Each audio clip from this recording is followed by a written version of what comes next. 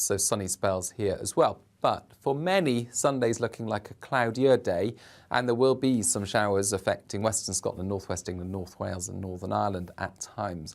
Monday looks similar, a lot more cloud cover, temperatures perhaps a degree or so higher.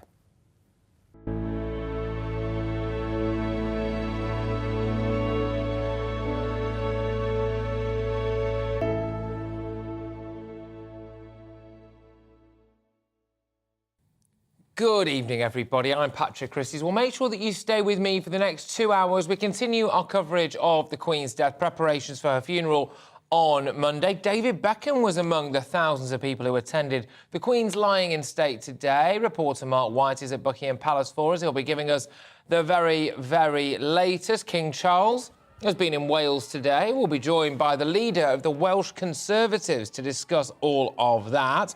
We're also going to hear about the Queen's love of Nintendo. Yeah. Speak to a woman who has made headlines by using asparagus to make royal predictions incorrectly every single time because it's an asparagus, but there we go. And we're going to cover today's other big stories. Also, we're going to be hearing from a chap from Tuvalu. Me neither, but he's going to be in the studio, OK? And he's going to be discussing what the Queen essentially means to the fair people of Tuvalu, one of our lesser-known Commonwealth countries. And please do continue to share your fond memories of our dear Queen. Look, of course, it's going to be a radically changed Friday night feast here.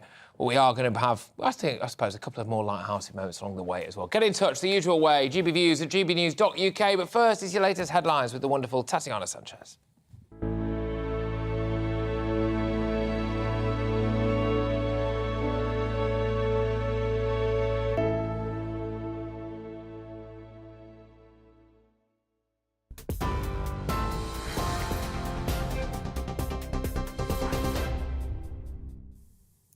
Good evening, it's 3 minutes past 7. I'm Tatiana Sanchez in the GB newsroom. The King has held an address at Buckingham Palace telling more than 30 faith leaders from various religions he believes his work must include protecting the space for faith itself and that valued differences which people live by are very important. It follows the King and Queen consort's visit to Wales today, the King's first to the nation as monarch. Thousands of well-wishers lined the streets of Cardiff to catch a glimpse of the both of them.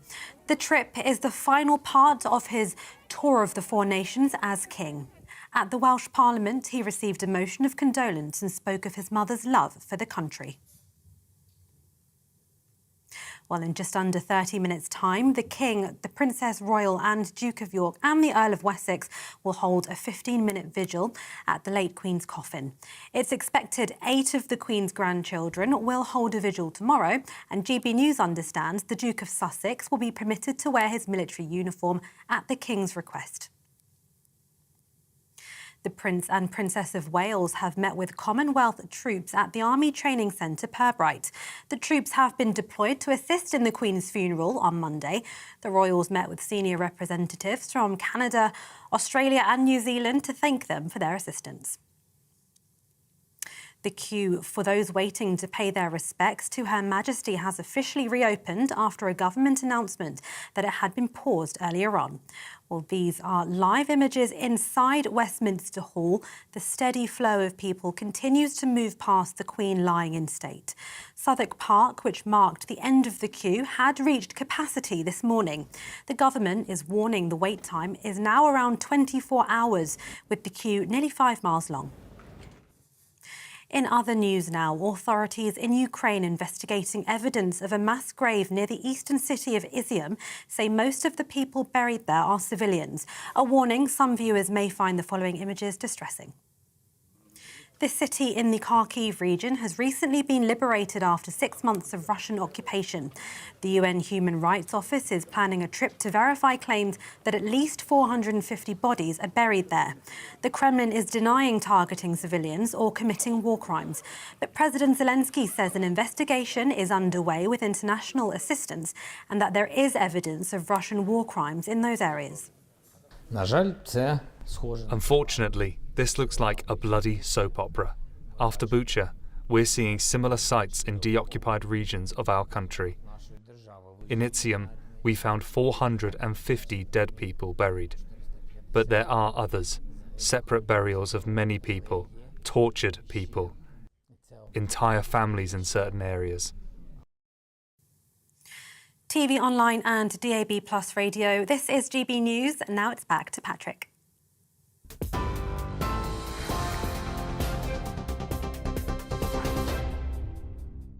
Thank you very much, Tatiana. Well, tonight at 7:30 p.m. we will be covering the vigil of the princes. The Queen's 4 children, King Charles, Princess Anne, Prince Andrew and Prince Edward, will be at Westminster Hall to stand guard over Her Majesty for 15 minutes. But first, let's join our Home and Security editor, Mark White, who is outside Buckingham Palace for us right now. Mark, yes, we're going to be going live to that vigil of the princes, but what's going on where you are?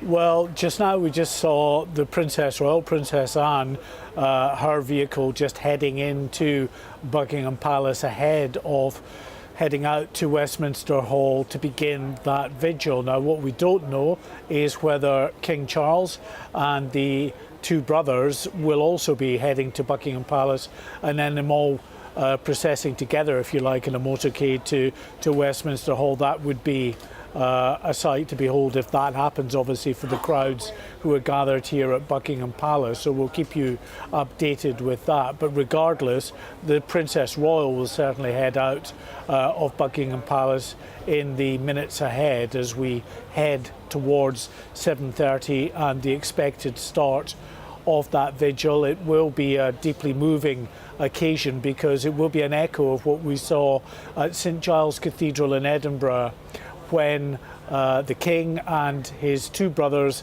and Princess Anne stood vigil at the coffin to Her Majesty in St Giles Cathedral. So it will be, as I say, an echo of that, as for 15 minutes they stand guard within Westminster Hall. And tomorrow we're getting a similar vigil, which will be the request of the King. The grandchildren of the late monarch will take up positions around the coffin to Her Majesty as well. So again, 2 incredibly moving evenings ahead, I think, in terms of what we will see in Westminster Hall. There, of course, once again to pay their respects and homage to Her Majesty, along with the many thousands of people who have been continuing to queue over recent hours to get in to pay their respects. And we know, of course, the queues have been so large, Patrick, that they've had to suspend the operations, suspend the movement of those queues for a while, so they could just get the head of that queue properly through the security and through Westminster Hall for the rest of the queue to start moving again. Mark White, thank you very much. Mark White, our Home and Security editor outside Buckingham Palace. Well, with me for the first hour tonight is historian and broadcaster David Starkey. David, I have seen more of you than my own girlfriend in recent days. So... I'm speechless. You have for been once. Here I am speechless for once. Such a long time, but it's been a pleasure, though, I must say, and it continues, even though, of course, we are discussing something we hoped would never happen, but knew that it would. Now, today, the event, I suppose, the big occasion that we're expecting in around 20 minutes' time is the Vigil of the Princes, OK? Before we talk about the solemnity of all of that, I want to talk about, actually, the crowds and the people who have been filing through. They are now at a time when they might see, not just to be able to pay their respects to the Queen's coffin, but also an assortment of the royal children as well. Assortment is perhaps not the formal term. Assortment? they will see the children of the late sovereign. All 4 of them. Remember, this event, the Vigil of the Princes, you're actually quoting the term from 1936-37, the death of George V, and it was his son, the briefly reigning Edward VIII, who's got a really very shrewd PR sense, who comes up with this idea, but it was only his sons. It was only him as Prince of Wales and King, the Duke of York, that's the man who succeeds him, and then the Dukes of Gloucester and Kent. that. So the four princes, the four sons, only the sons of George V stood guard over him. The novelty of this, of course, is that, not surprisingly really, that Princess Anne has become an honorary man. Right. She's literally wearing trousers. Which we'll look at it. I mean, again, something that would have been unthinkable for any royal woman to do that. It's an extraordinary indication of the shift in the status of women. Can I ask, why is she wearing trousers? Because she wishes to. I mean, she is parading as an admiral of the Royal Navy. I have no idea whether it is specified that admirals, women who are admirals of the Royal Navy, only wear trousers and don't wear skirts. I mean, I have no notion what the uniform is. But she is there as equal with her brothers. Again, this is a really big shift in the way that royalty has tended to comport itself, where there have been very sharply defined gender roles. Again, something of that division did continue. If you remember, it was only she of all the royal women who walked the whole of the route from Buckingham Palace to the lying in state. In Westminster Hall, all the other royal ladies followed in cars and didn't join up until actually in Westminster Hall itself for the service. Can I ask, is there any particular reason why they're doing their vigil right now at this specific time, or is it just a random? No. I mean, it will have been chosen undoubtedly to fit in with the King's extraordinarily busy schedule. You know? Right. He's been in Wales. He's just met faith leaders, and again made a very important statement there about the space for faith in the life of the nation, and he sees it is his job to keep that. And now holding the vigil. And then, at the request of the King, we understand it that the grandchildren will also stand vigil tomorrow. That is new. That's new. That is new. Well, this is news. That's new. Talk to me about it. That is new. Again, I think it's partly just a question of the longevity. The Queen has lived so long. There's never been. We've been talking about lots and lots of firsts. You know? We've been saying this is the largest gathering of world leaders there's ever been, and whatever. Well, another first is there've never been circumstances where you have had a sovereign, the Queen, her heir, his heir, and his heir's heirs. You know, when you've actually had 4 generations. I mean, just extraordinary. Yeah. It is extraordinary. And that's why, because now the grandchildren are of age to do this. There's never been a time when that would have been the case before.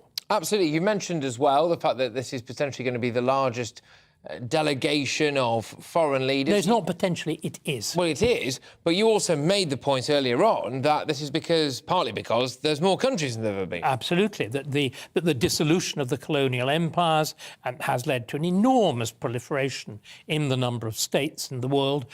But what I think is most striking of all is the evident desire of them all to come. Apart from Xi Jinping. But sending a man of extraordinarily high status within China, and if you actually, and also making noises to say, if there'd been better relations, he would have come effectively. I mean, whether it's true or not is another matter. But it does show, above all, the status of the late Queen, certainly, but it also shows, I think, the extraordinary reach of British soft power. Yes. And all the indicators of this thing called soft power, cultural power. US at the top, yes, but Britain not very far behind, partly because of the English language, but there's a whole raft of other things. Indeed. Are you actually quite happy that there will not be a Chinese delegation, as far as we understand it? I mean, China and Russia are potentially at the moment meeting up to decide how they carve up the world, aren't they? They would love to be able to do so. There's a famous cartoon, remember, we mustn't forget this, at the beginning of the 19th century, that shows William Pitt, the British Prime Minister, and the French Emperor Napoleon slicing up the world like a Christmas pudding. So we were at that game once. We were in the great imperial game once. We've just got to make sure that Russia and China don't, is the short answer to that. But in some ways, I would have preferred for them to be there, simply to teach them how to behave. Oh, do you think they need a lesson? I think they need several lessons in decent, proper behaviour. Yes, I would be inclined to agree with you as well. We're going to move it on now because it's not just about all the royal dignitaries and people who are in positions of power in a variety of different countries. There was someone I know you're a particularly massive fan of, David Starkey. It was David Beckham, who was there earlier today as well. He queued You mean up... my lust after tattooed men? Is that what we're talking about? Well... Which I don't have. Well, you said it. You said it, no. But David Beckham was there and he queued up with the normal people as well.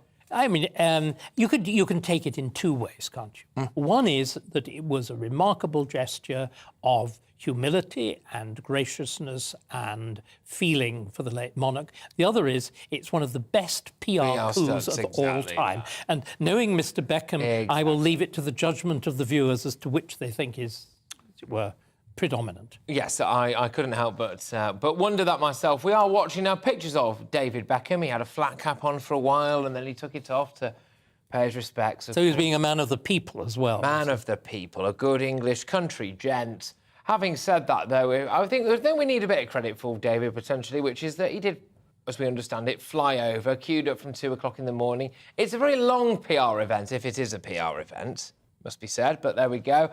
Yeah, so there's loads coming your way here on this show. We are going to be discussing the fact that there's going to be this vigil of the princes, as David Starkey rightly said as well. Princess Anne is now essentially an honorary man. But King Charles and the Queen Consort have actually been in Wales today on the final stop of their UK tour. So the King spoke to members of the Welsh Parliament during a remembrance event in the Senedd. And joining me now to discuss this, I'm very pleased to welcome Andrew Davies, the leader of the Welsh Conservatives. Andrew, thank you very, very much. And let's just start by you taking me through the events of the day, if that's OK.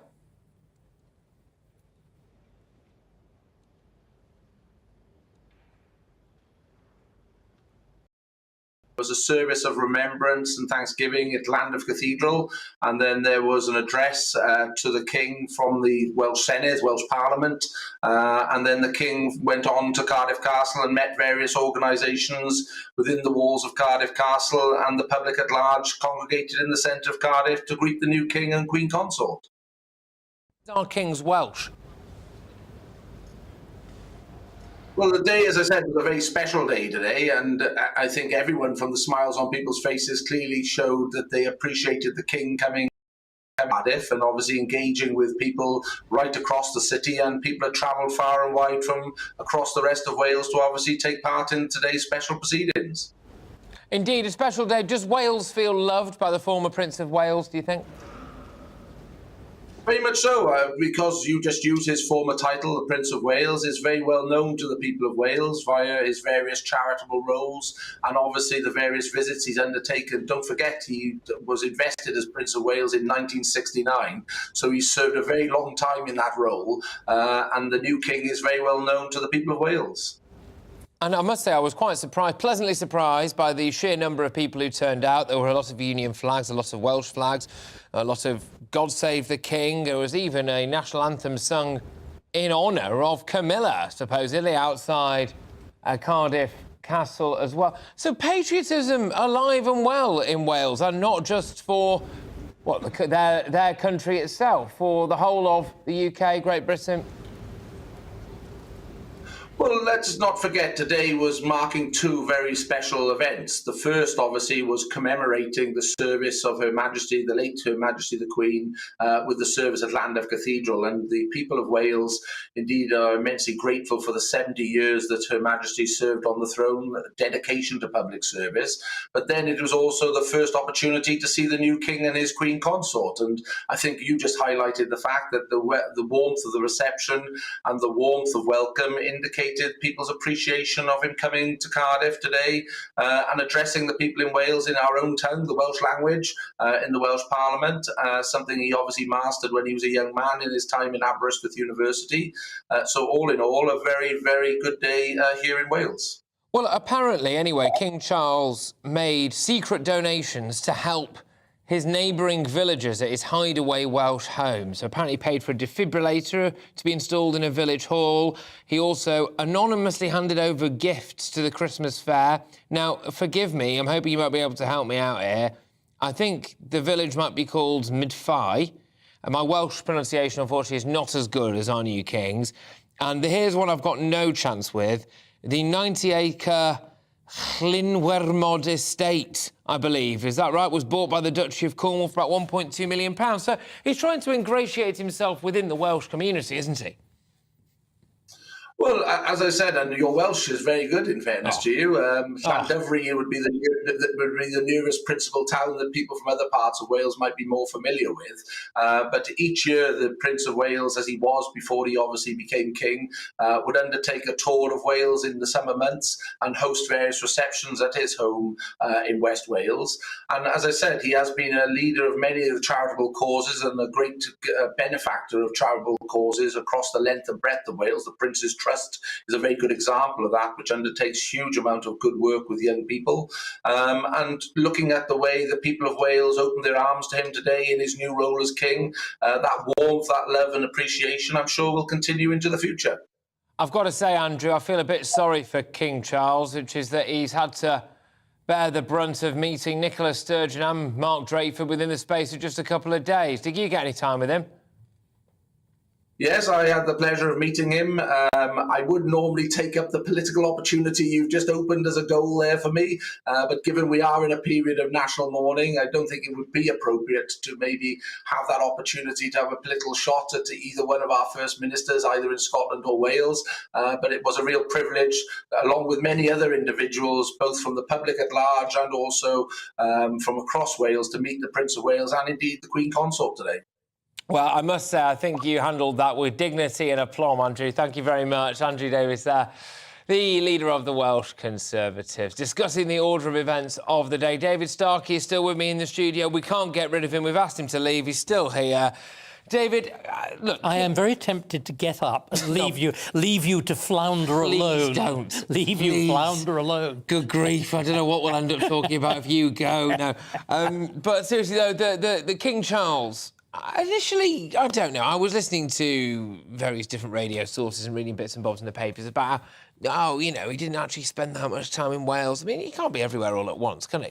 I think what's striking is that Prince Charles is as he then was, is the first Prince of Wales since the 15th and beginning of the 16th century to spend serious time in Wales. The last one to do so was Prince Arthur, who never succeeds to the throne. Yeah. He is the eldest son of Henry VII, and he is really brought up at Ludlow, and in those days, which is on the Welsh border, and in those days there was a special council that ran the border area of England and Wales, and he as a very young man, he's only 14 when he dies, and he actually chaired it. And Prince Charles has been he's the first Prince of Wales. There were earlier Princes of Wales. David, Prince of Wales, created in 1911, the man who briefly becomes Edward VIII, is the first Prince of Wales actually to be installed in Wales, to be invested in Wales at Carnarvon Castle in a ceremony invented by David Lloyd George. But Prince Charles was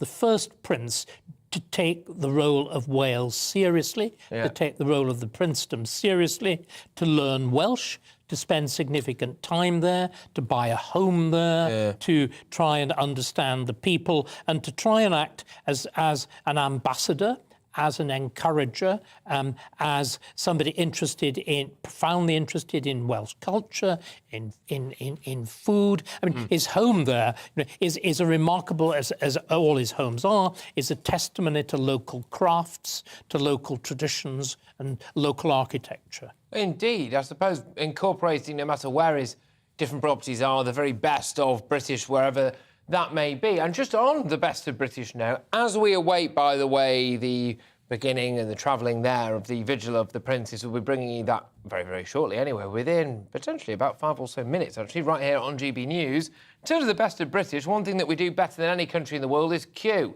isn't it? And we've queued to get into this queue this particular time. The queue just to hit the real queue is about half a mile long. The real queue itself is about 5 miles long. People being told now that there might be about a 24-hour, roughly, wait in order to go and pay their final respects, and people have not been deterred, have they? No, I mean, it is striking. We, as it were, sanctify the queue, particularly in the Second World War. And oh, sorry to interrupt you immediately. I've got to go right now. Mark White, Buckingham Palace, I believe. Mark. They're leaving. Yeah, another motorcade arriving here at the front of Buckingham Palace, actually going round the other side of the monument. But what we saw in the last few minutes was Queen Camilla arriving here at Buckingham Palace. Before that, we believe the Princess Royal.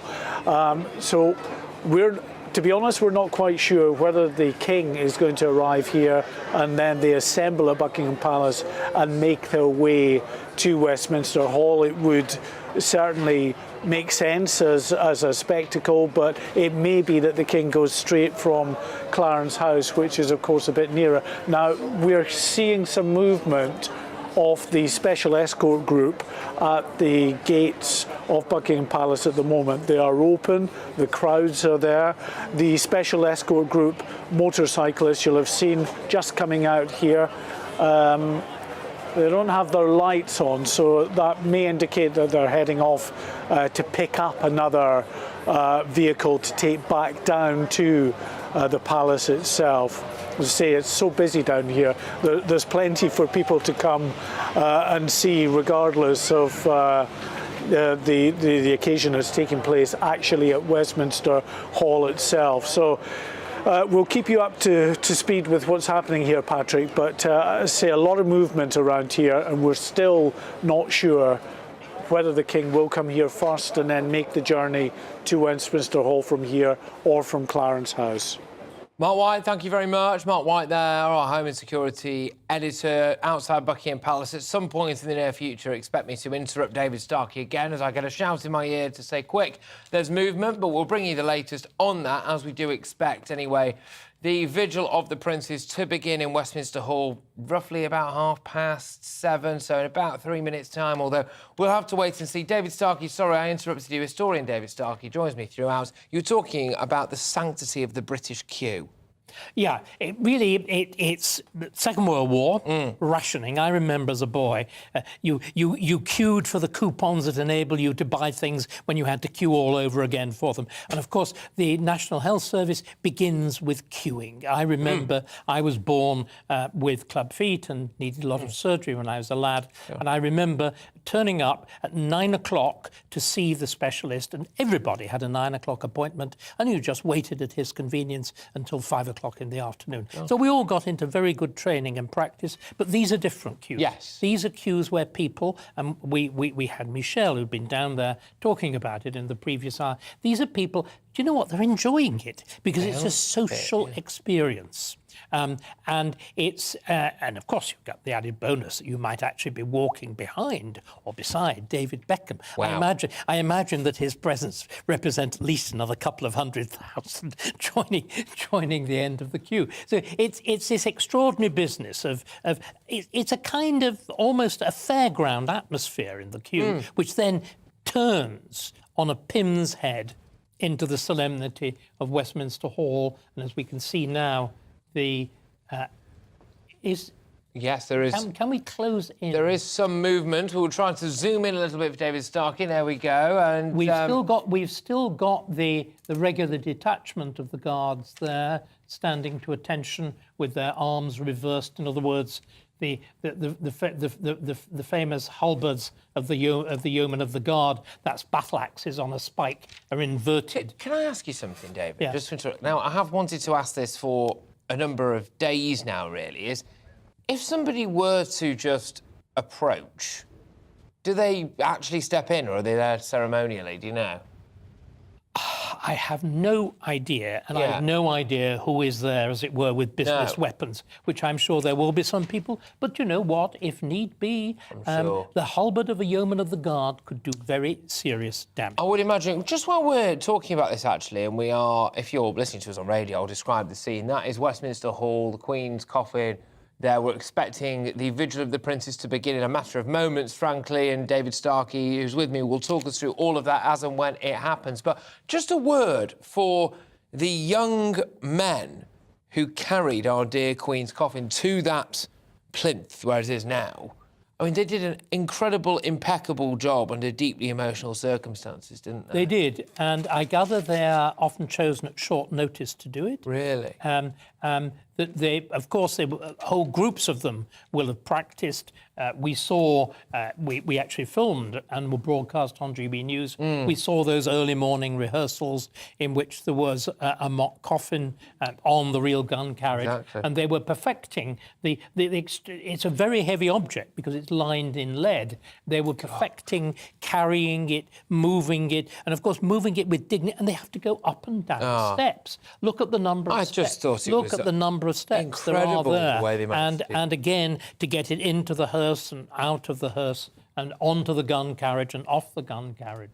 Yes, indeed, and it's... And of course, you've got the orb and the sceptre, as well as the imperial state crown. Now there are anchors on the top there, designed to hold them in position. I did wonder. You see, David, that's another thing I wondered, and I feel only now maybe comfortable enough to bring it up. I didn't want to ask these things right at the time. So, the crown is weighed onto the top, is it? What it is, there are brackets, and there's, it were, grasp it. So remember, the crown is two bits. You've got the purple lining, which is correctly known as the cap of maintenance. So you can take the sort of stuffing out of the crown with its ermine border, and then the frame of the crown, which is that one is platinum. You can actually, as it were, get a grip on that. And similarly, and remember, the most precious object there is probably the state sceptre, because it's got the world's largest pure diamond in it. It's got the Cullinan 1 at the top. There's a huge sort of heart-shaped piece at the top of the sceptre. Now, just quickly, we are seeing some more movement from Westminster Hall. David, talk us through, please. Is this you are now seeing a new detachment of a new guard approaching. And I imagine this will prefigure the appearance of the princes. Well, in other words, the existing guards, and again, we should watch carefully and I'll fall silent, the party will approach the catafalque. They will position themselves at the corners. The existing guards will step down, keeping, of course, their weapons reversed, and the new guards will step into position. OK, yes, we are expecting this to be the changing of the guard for the Prince's vigil. We're bringing it to you live here on GB News. And again, David, just for those who are listening to us on radio, what are we seeing right now? This absolute military precision, isn't it? Oh, and actually, in fact, now we're going to go to Mark White, who's outside Buckingham Palace. You can see the vehicle carrying the king and his three other siblings, his two brothers and the Princess Royal. They assembled here at Buckingham Palace. They are now being escorted to the Palace of Westminster to begin that 15-minute vigil by their mother's coffin.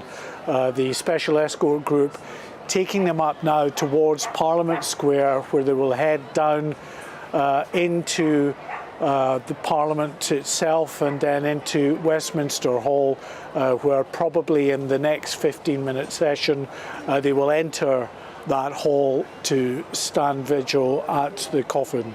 So the crowds have been waiting for some time for that. They weren't sure whether the king would leave from here, but now confirmation as that vehicle with the royal standard flying from the roof left here just a few seconds ago under escort to the Palace of Westminster.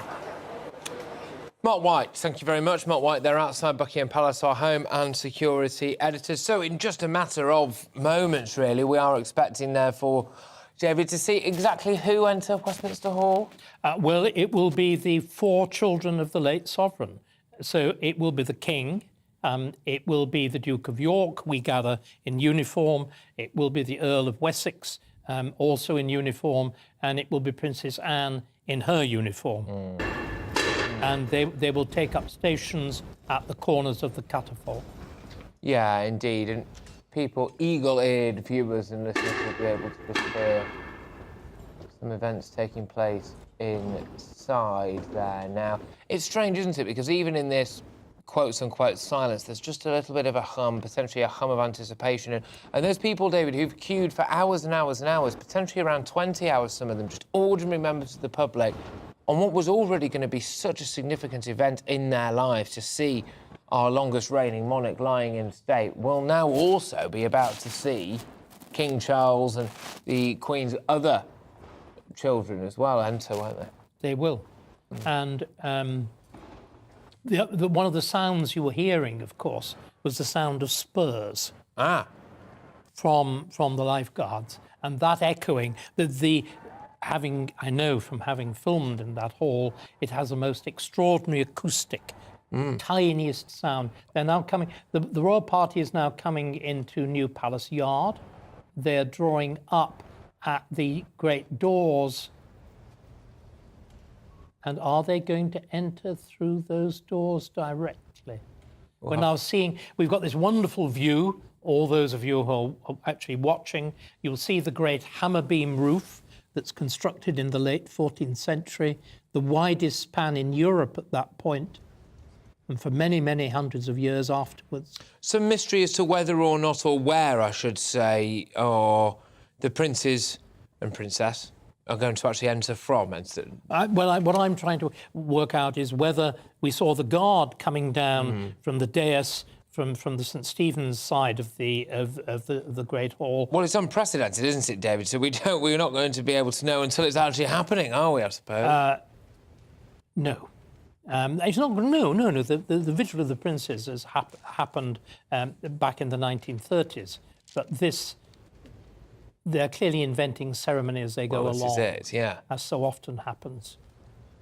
The public still filing through Westminster Hall, paying their final respects to Her Majesty Queen Elizabeth II, and we have seen some vehicles pull up, some royal vehicles pull up. It looked as though, anyway, directly outside Westminster Hall, which would indicate that the Vigil of the Princes is about to start, potentially just minutes.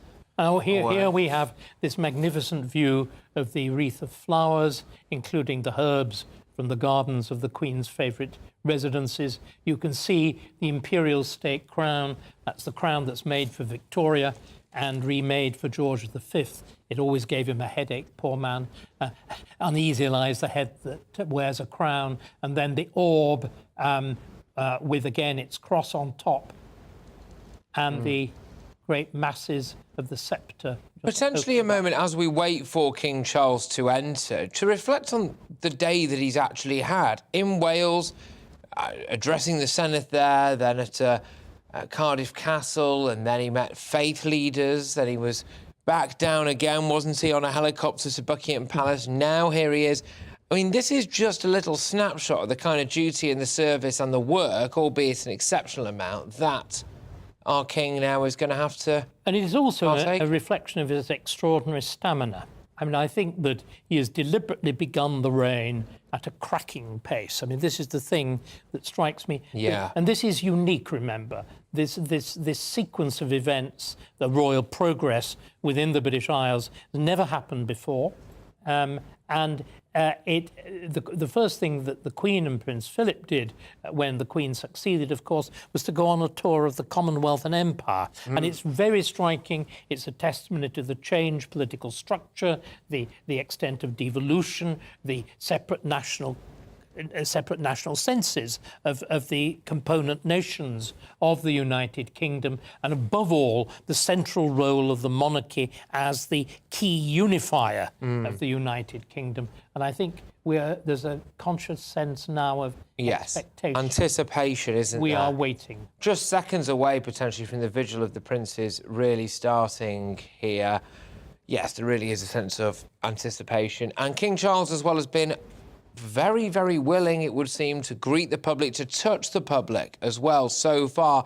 Fitting now that so many members of the public are going to be also, in a way, David, alongside him, also standing vigil for his brother. I mean, again, it's, you know what's happened? Democracy has sent monarchy back to the Middle Ages. In the Middle Ages, kings touched to heal people's illness. There was a disease a kind of tuberculosis of the neck that was called the king's evil, and it was believed that the king's touch actually healed people. Really? So we're going in all sorts of ways. All this laying up of flowers and gifts and marmalade sandwiches and Paddington Bear. Yes. They're like offerings at a medieval shrine. And it seems we now crave the royal touch in exactly the same way that it was craved in the Middle Ages. I think that modernity, progress doesn't happen in a straight line.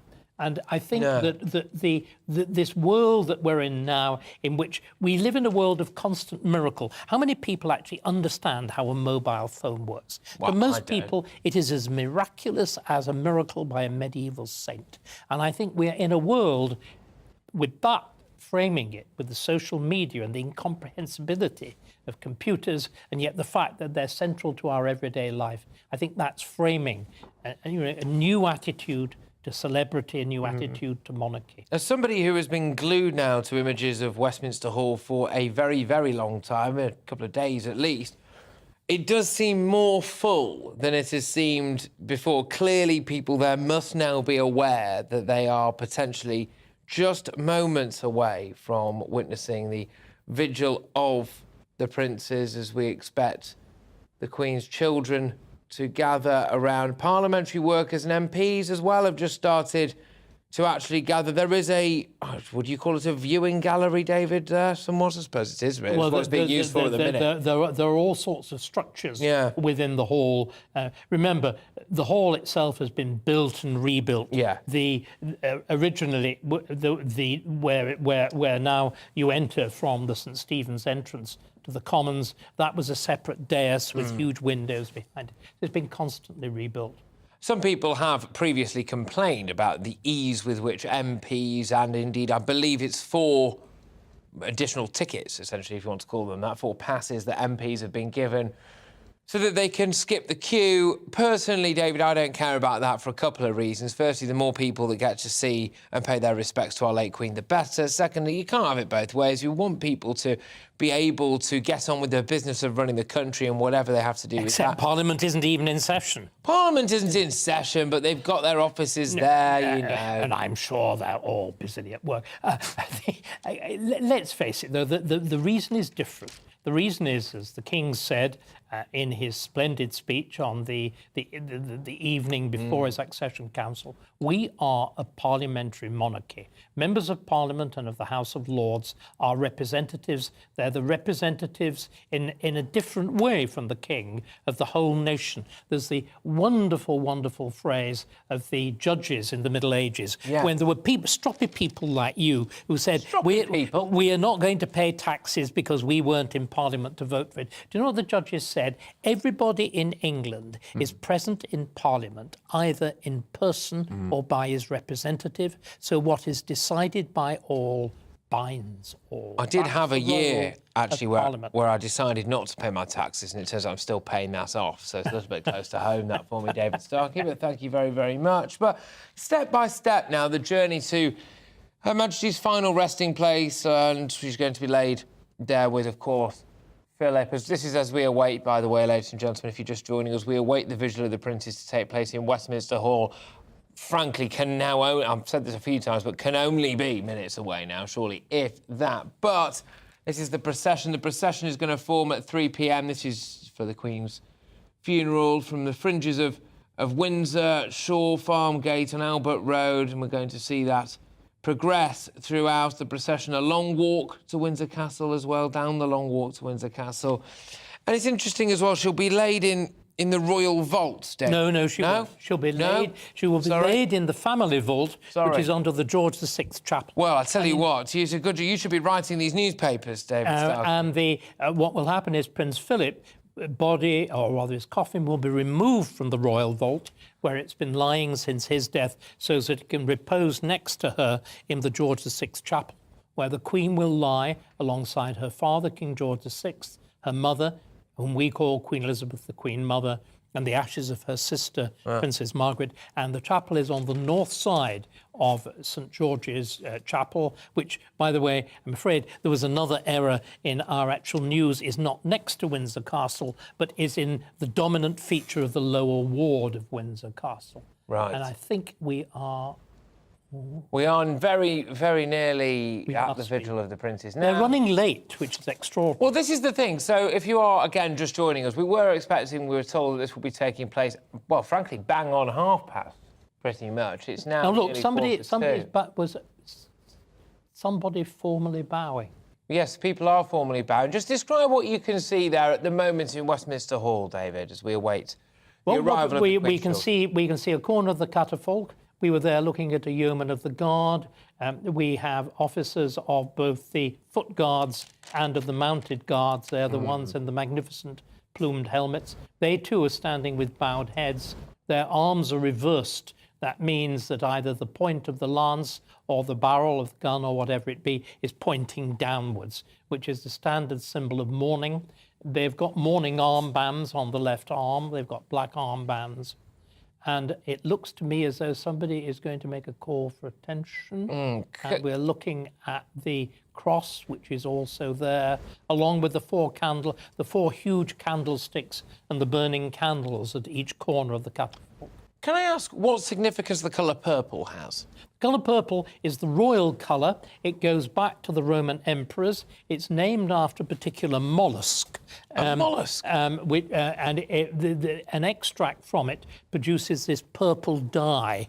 And the colour varies from that kind of purple to a full reddish purple. But this is the term wearing the purple was coined for the Roman emperors.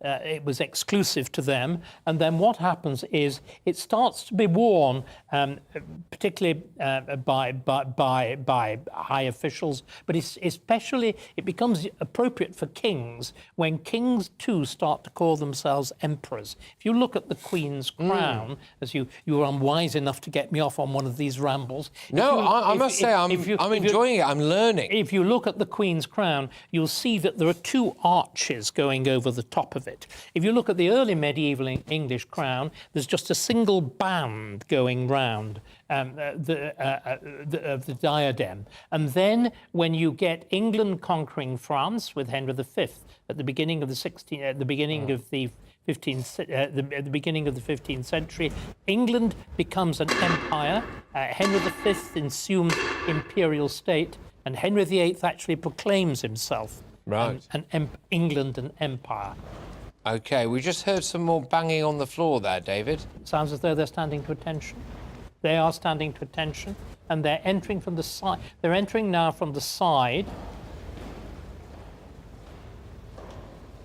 You can hear their footsteps, can't we? And you can hear their footsteps. Oh. Who's there then, David? Well, they are. It's we've got Princess Anne, King Charles. We can see there definitely. We have the four children. Yeah. So we have the king. We have Princess Anne looking absolutely spectacular. Yes. It looks like a hussar's uniform. He's wearing the white breeches. And we have the Duke of York, and we have the Earl of Wessex, and the king in an admiral's uniform, and they are wearing the sash of. They're all wearing the blue sash of the Garter.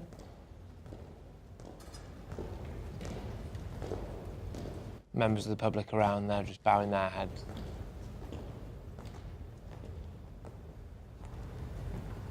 And they each take a specific position around the coffin, David, don't they? Each will take a position, each at a corner.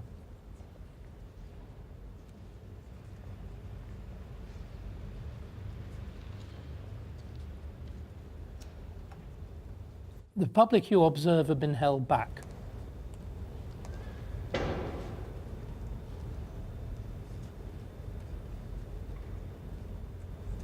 How long will they remain? I think it's 15 minutes. Is it 15 or 20 minutes? Which is actually the king.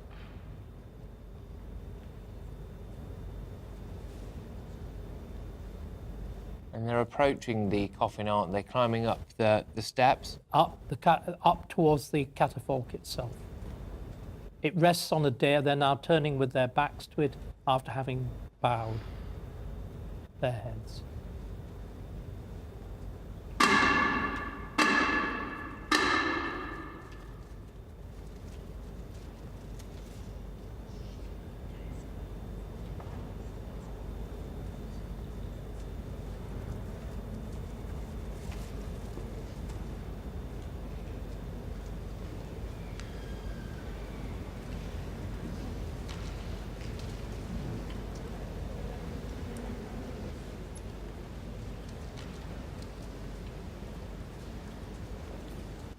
Princess Anne with her eyes closed, isn't she? And King Charles looking almost directly at the ground. Goodness only knows what must be going through their heads. I think we can guess.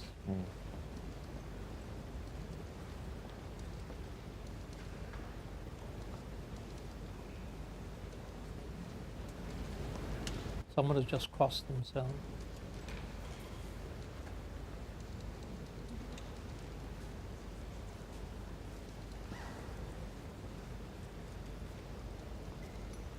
More members of the public now who had been held back are now being Moving allowed forward. to come in. Yeah. And the position assumed by the princes and the princess is not that of ordinary members of the guard who were flanking. They are actually on the specific sides of the cavalry. Once again, the imperial state crown, the orb and the sceptre. The next time we see those will be at the moment of the coronation, when they'll be removed from the Queen's coffin. The crown will be removed at the actual moment of interment. We see the spouses of the royal family and the younger members of the royal family, all in black, none in uniform, witnessing the event. There's one great difference from the funeral of George VI. The funeral of George VI, the royal ladies were all wearing veils. It was one of the most extraordinary sights. The three queens, Queen Mary, Queen Elizabeth, the Queen Mother, and the late Queen, all veiled in black. That custom has been abandoned.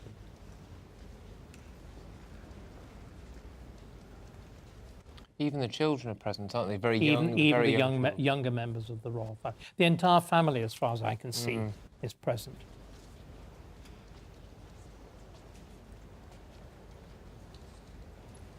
I have to feel incredibly sorry for King Charles, even though he's inherited something that I think as a child, and on paper one would think, oh, it's an envious position to come into it in such circumstances, and you just look grief-stricken, actually.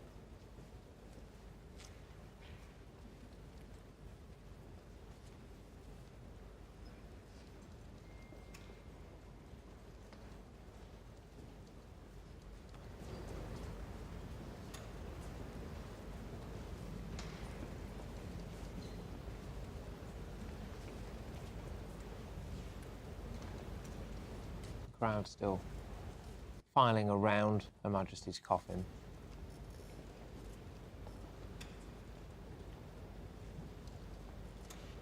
At a much slower pace there than previously. I think everybody really soaking in this solemn occasion. And a sense now of the extraordinary scale of the hall.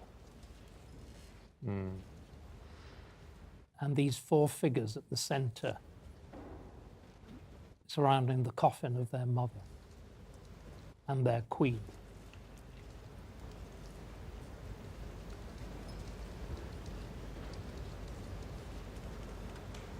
Some people have said throughout the course of the events of the last week or so about how the royal family have had to grieve in public. Arguably, nothing epitomises it more than what we're witnessing right now. Members of the public almost within touching distance of King Charles, the world's cameras fixated on his face and indeed the faces of his siblings as they stand around their mother's coffin. This really is public grieving, public duty.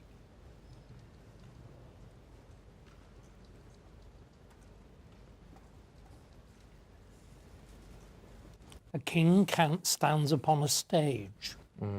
You live on it and you die on it.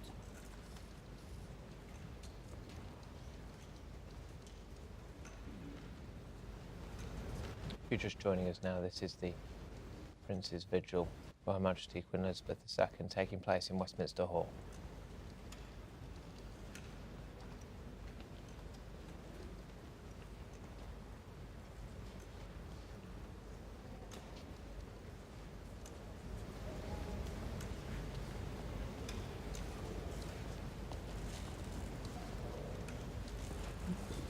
Crowds continue, pausing, Princess Anne again, head remaining permanently bowed, stock still. Mentioned earlier, David, about what she's chosen to wear. Trousers. In as far as I can see, in breeches, magnificent uniform.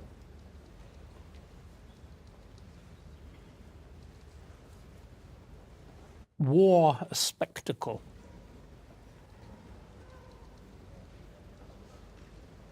I think And the younger children, yes. It really is incredible. I was going to say that, to see pretty much the entire royal family, the difference in generations as well. It drives home just how long the Queen was on the throne. It does, doesn't it? That you're seeing 4 generations. It really does, actually, yeah. Never in British history. Never, I think, in the history of any monarchy. No. Has there been that line of kings stretching out into the future?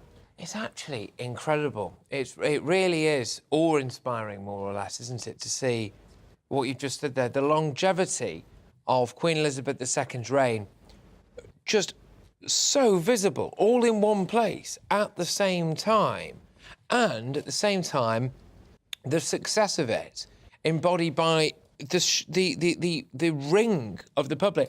Almost now, her coffin being hugged, in a sense, by, you could say, her closest family, her children, and the British public.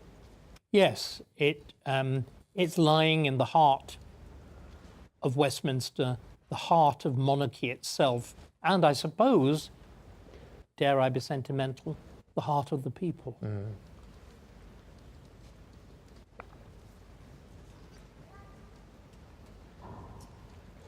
The candle gutter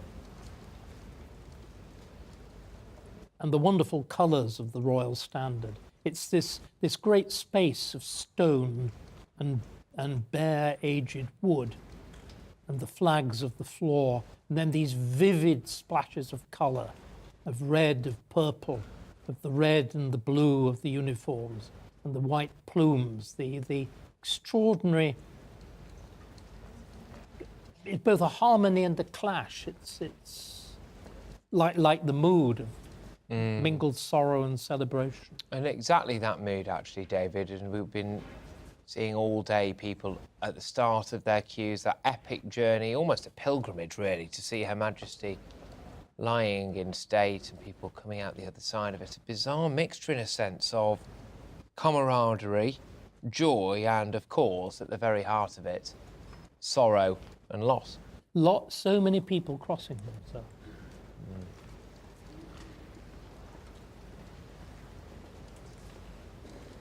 And isn't it fantastic, actually, not to see a load of people there in high-vis jackets? As I've been saying before, the order of the crowd, the dignity, their quietness, very different reactions. Some clearly mourning, others feeling it's a religious experience, others curious, others, I think, not quite sure what they're seeing. There are a lot of faces there. Because, of course, who in that queue has experienced anything similar before? The answer is nobody. No. Just to emphasise again there on I suppose you could call it a viewing gallery, this is, bearing in mind, Westminster Hall, a structure that's around 1,000 years old, has been renovated or at least changed internally numerous times over the course of that incredibly long period of time, and other members of the royal family, pretty much the whole royal family really, are gathered there. Do you think some of this will be to support King Charles, Princess Anne, Andrew, etc., as much as it is a formality for them? Do you think he'll want them to know? This is unprecedented. I think the vigil of the princes, when it took place after the death of George V, was at night, but they were alone. There were other members of the family there. The royal ladies were not present. This is a combination. It really is the entire royal family turning out to pay their respects to the Queen in this place in exactly in the same way that they will do at the two effectively the divided funeral service, the public part of the service in the Abbey and the private part of the service at Windsor. And this, again, this remarkable solidarity. We've been talking about the King's extraordinary progress through the British Isles, but of course, so have the other leading members of the royal family, particularly those, apart from the Duke of York, for obvious reasons, those who were standing vigil round the coffin now. If you are just joining us now, you're witnessing King Charles III there, just standing next to his mother's coffin. It's just gone 8 o'clock, and this is the vigil of the princes in Westminster Hall. And David, we've had another tap on the floor, haven't we, which indicates... they're stepping down. The royal party are now stepping down. The King, in his Admiral's dress uniform, walking a little stiffly, I have to say, and who wouldn't? Princess Anne in her magnificent white breeches and long boots. King Charles now filing out of Westminster. In order of precedence of age. Right. I must say, this, ladies and gentlemen, is one of the most solemn and historic things I have ever witnessed. Actually.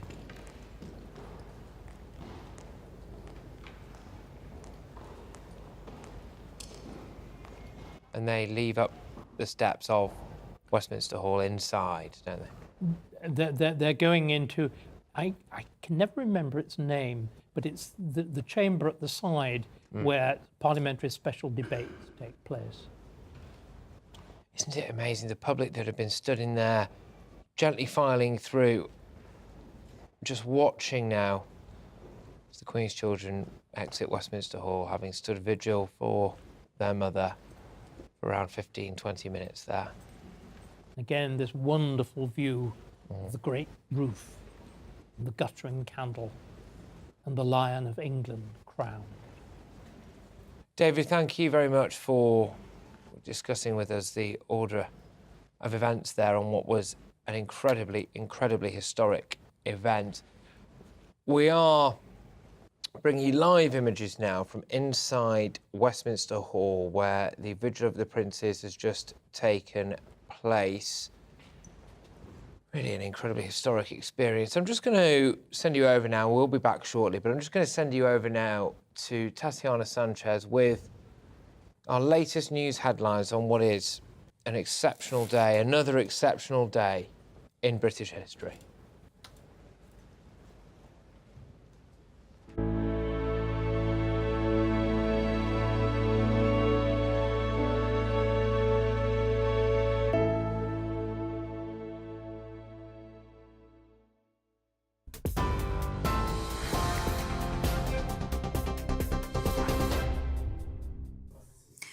Good evening, it's 3 minutes past 8. I'm Tatiana Sanchez in the GB newsroom. The King, the Princess Royal, the Duke of York and the Earl of Wessex have held a 15-minute vigil at the late Queen's coffin. Well, these are live shots from Westminster Hall of Her Majesty lying in state, where the vigil of the princes has just ended moments ago. It's expected 8 of the Queen's grandchildren will hold a vigil tomorrow. And GB News understands the Duke of Sussex will be permitted to wear his military uniform at the King's request. Earlier today, the King and Queen Consort visited Wales, the King's first visit to the nation as monarch. Thousands of well-wishers lined the streets of Cardiff to catch a glimpse of the both of them. The trip was the final part of his tour of the four nations as king. At the Welsh Parliament, he received a motion of condolence and spoke of his mother's love for the country. The Prince and Princess of Wales met with Commonwealth troops earlier today at the Army Training Centre Pirbright. The troops have been deployed to assist in the Queen's funeral on Monday. The royals met with senior representatives from Canada, Australia and New Zealand to thank them for their assistance. The queue for those waiting to pay their respects to Her Majesty has officially reopened after a government announcement that it had been paused earlier today. The steady flow of people continues to move past the Queen lying in state. Southwark Park, which marked the end of the queue, had reached its capacity this morning. The government is warning the wait time is now at least 22 hours. In other news, authorities in Ukraine investigating evidence of a mass grave near the eastern city of Izium say most of the people buried there are civilians. A warning some viewers may find the following images distressing. The city in the Kharkiv region has recently been liberated after 6 months of Russian occupation. The UN Human Rights Office is planning a trip to verify claims that at least 450 bodies are buried there. The Kremlin is denying targeting civilians or committing war crimes. But President Zelensky says an investigation is underway with international assistance and that there is evidence of Russian war crimes in those areas. Unfortunately, this looks like a bloody soap opera. After Bucha, we're seeing similar sights in deoccupied regions of our country. In Izium, we found 450 dead people buried. But there are others, separate burials of many people, tortured people, entire families in certain areas. TV online and DAB+ radio, this is GB News. Now it's back to Patrick.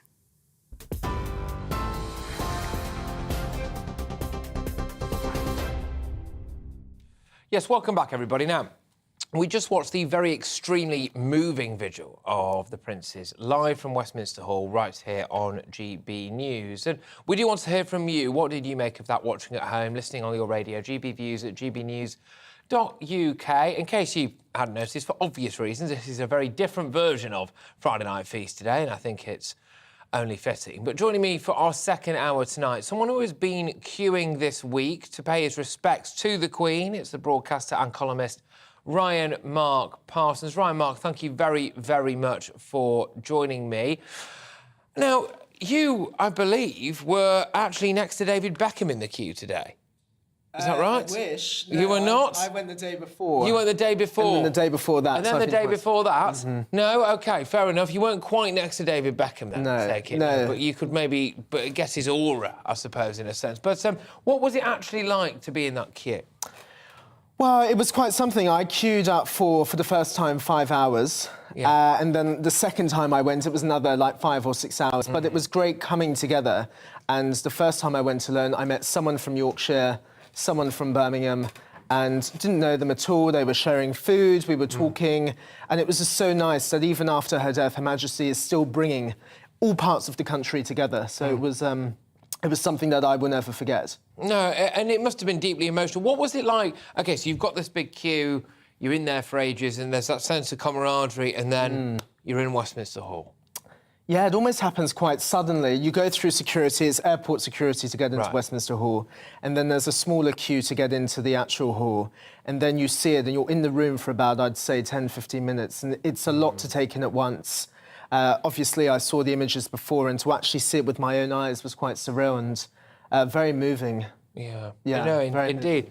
And also, I think it's a lesson for broadcasters up and down the country, which is, as people at home will know, there is such thing as an auto cue. But once you've been sitting here for around 6 hours, occasionally you get the words wrong. And so instead of saying, were you next to David Beckham in the queue, I proudly proclaim to the nation that you were next to David Beckham in the queue. So there we go. I elevated you to the status of being near David Beckham for a period of time. But we're going to hear more from you very, very shortly, Ryan Mark. Thank you for making the effort to come here. But just briefly, I suppose, relatively briefly, I do want to move away from the royal family and just turn to, frankly, a disturbing story which we've been covering through the day. 2 Metropolitan Police officers were stabbed while carrying out routine duties in London in the early hours of this morning. A young female officer suffered an injury to her arm, which may be life-changing, apparently, and a male officer was also badly injured. A man believed to be in his 20s was arrested at the scene, but I suspect there's a slightly wider point to play here, and the former Met Police officer, Chris Hobbs, joins me in the studio now to discuss this. Chris, thank you very much for bringing us here. There's an arrest been made in this case, and we don't want to necessarily go into the absolute specifics of this. I want to talk to you about a wider issue, and that is morale in policing generally. They're going out and facing arguably more threats, people with less respect, more heavily armed, more readily willing to use some of these arms, and potentially less support from the higher-ups. As we prepare now for what is going to be one of the most difficult events in British history to police, the Queen's state funeral, morale amongst the police is incredibly low, isn't it? It's taking a battering, there's no two ways about that. I don't think it will affect what goes on Monday, because police officers from across the country are honoured, frankly, to be there. But we're seeing a longer-term problem. What we're seeing is constant denigration of the police. Now, of course, if something goes wrong or there's a tragedy, as we've seen recently, someone dies, someone gets badly hurt, that should be investigated. But what we're seeing at the moment, it seems to be sections of the media hunting around for bad news police stories. And what that does, and many officers will say this, it emboldens the lawless, the criminals, the activists, to have a go at police officers. And assaults on police are higher than they've ever been before. We're running at 11,000 a year of police officers being injured on the course of duty. That's absolutely staggering. So 11,000 police officers a year are being injured during the course of their duty. One thing that has really struck me is I think in the last few years, possibly in the last 10 years actually, I personally have noticed a shift in people's attitudes, younger people's attitudes. That culture of deference towards a police officer, respect, some would say, I'm just not sure that exists anymore amongst a lot of the younger members of society. I think that's a fair point. I think the problem we've got is that, again, we come back to the constant drip of denigration. If you look at some of the things the police do on a daily basis that never get out there. Yep. Police answer hundreds of emergency calls a day in London alone. Most of those are to help people. It could be an old lady who the relatives hadn't heard of. It could be a violent assault. How many lives do police save when they're going to stabbings? Unbelievable. How many people do they talk down who've got in the middle of a mental health crisis and save lives that way? Does it get any publicity? Very, very well. rarely. And in fact, often when people wheel out that criticism, sometimes of, oh, you know, if your house gets burgled, they won't turn up to it. I've got no doubt that police would like to, but very often they're dealing with a stabbing, and that requires a huge amount of officers.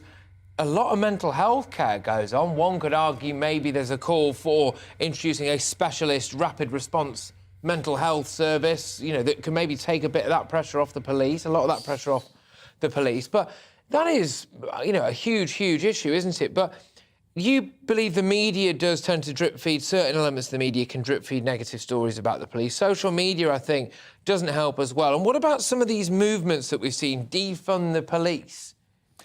Well, yes. I mean, what happens? Be careful what you wish for.